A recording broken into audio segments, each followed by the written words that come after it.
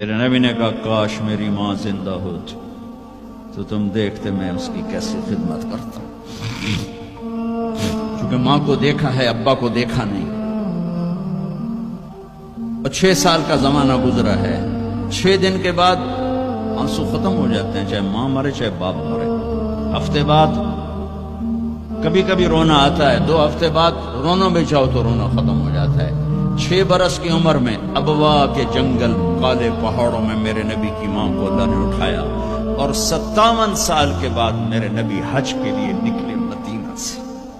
12,000 کا قافلہ چلتے چلتے چلتے ابوا میں کچھ 70,000 ہو چکا ہے، اور آپ اپنی اونٹنی پہ سفر پر ہیں، راستے پر ہیں۔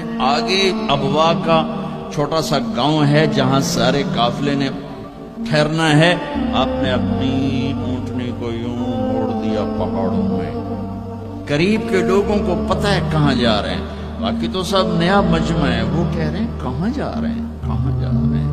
آپ اپنی اونٹنی کو اندر چلتے چلتے چلتے چلتے چلتے چلتے ایک جگہ اونٹنی کو بٹھایا۔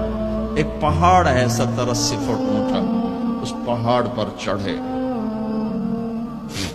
وہاں ایسے ہی چوکور سا میدان ہے، باقی سارے پہاڑیوں ہیں۔ سن 2000 میں بھی اماں آمنہ کی قبر کی زیارت پہ گیا تھا۔ جو میں وہاں میں تمہیں کیا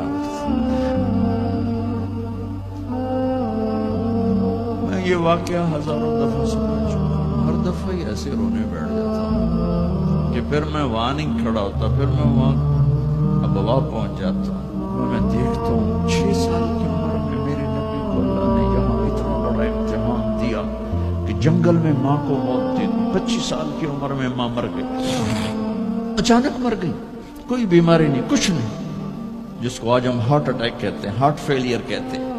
اتنا آخری جملہ کہا کل حی میت و کل جدید بال وقد ولدت طہرا۔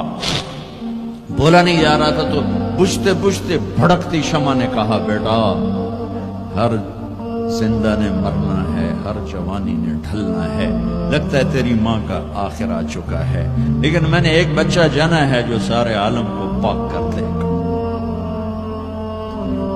اور شمع خاموش